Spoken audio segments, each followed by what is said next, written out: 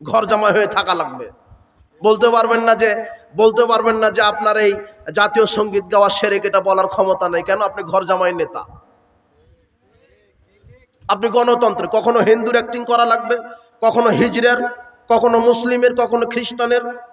না হলে আপনার এরকম কেন অযোগ্য নেতৃত্ব আপনাকে দেখতে পাই? আশ্চর্য কথা।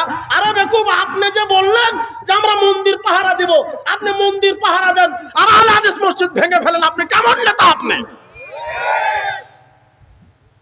আহলে হাদিস মসজিদ ভাঙবে মানে আপনি কিভাবে নেতৃত্ব দেন? আপনি বলতে পারেন না সংসদে জোরাও মুসলিম, মসজিদ ভাঙবে কেন? আশ্চর্য কথাটা কিভাবে হয়?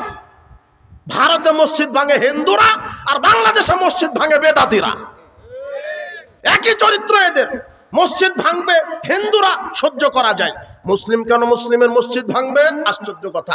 এই বেদাতিরা এত খারাপ, এই বেদাতিরা ইবলিশের এত এজেন্ট, এরা যদি সুযোগ পায় কাবা ঘরও ভেঙে দিতে যাবে। এরা মসজিদ ভাঙে কোন অপরাধে? জোরে আমিন বলে এই জন্য। রাফাল আদান করে, 12 তাকবীরদের সালাত আদায় করে, মসজিদে মহিলারা 5 ওয়াক্ত সালাত আদায় করে। এই অপরাধে এরা আহলে হাদিসের মসজিদ ভেঙে দেয়।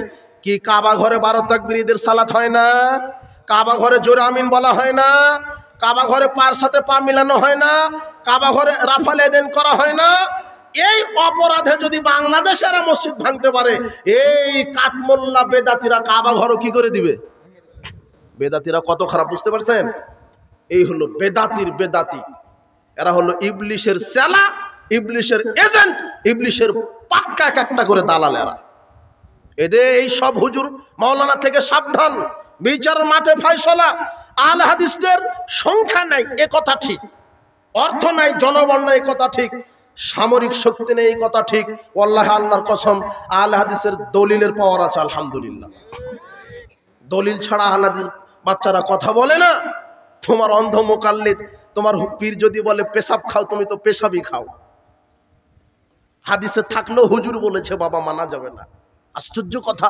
আর হুজুরকে, আরে হুজুরকে, পীরকে, মৌলানাকে, মুফাসসিরকে, আরে হুজুর কাকে বলে, মৌলানা কাকে বলে, মুফাসসির কাকে বলে? কে তোমার হুজুর, মৌলানা, মুফাসসির, মুফতি, মুফাসসির? আশ্চর্য কথা। তুমি মুহাম্মদ সাল্লাল্লাহু আলাইহি ওয়াসাল্লামকে চিনো? মুহাম্মদ সাল্লাল্লাহু আলাইহি ওয়াসাল্লামকে, তুমি মুহাম্মদ সাল্লাল্লাহু আলাইহি ওয়াসাল্লামকে চিনো? এই বেদাতি, তোমাকে বলছি, আপনাকে বলছি, মুহাম্মদ সাল্লাল্লাহু আলাইহি ওয়াসাল্লামকে কি আপনি চিনেন?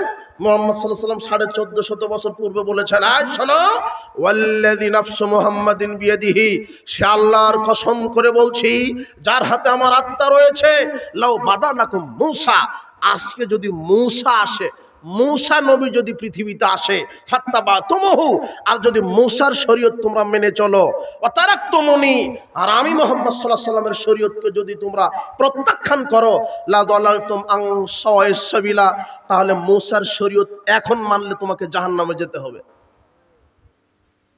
মুহাম্মদ সাল্লাল্লাহু আলাইহি ওয়াসাল্লামের শরীয়ত বিদ্যমান থাকতে পৃথিবীর অন্য কোন নবীর তরিকা চলে না, সেখানে তোমার কাঠমোল্লার তরিকা চলবে কি করে? কথা বুঝেননি মনে হয় আমার। যেখানে মুহাম্মদ সাল্লাল্লাহু আলাইহি ওয়াসাল্লামের শরীয়ত থাকতে পৃথিবীর অন্য কোন কাদের তরিকা টিকে না?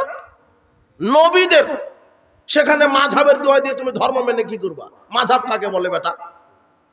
তোমার পীর কাকে বলে? তোমার আলেম ফকিহ কাকে বলে? মুফাসসির কাকে বলে? যেখানে অন্য কোন নবীর তরিকা চলছে না, কার তরিকার সামনে? মুহাম্মদ সাল্লাল্লাহু আলাইহি ওয়াসাল্লামের সামনে। আশ্চর্য কথা।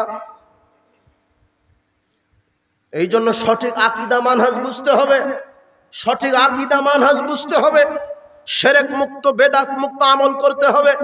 যতদিন আমাদের দেশ শ্বাস থাকবে আমরা এইভাবেই কোরআন এবং সহিহ সুন্নাহর পক্ষে প্রতিনিধিত্ব করে যাব।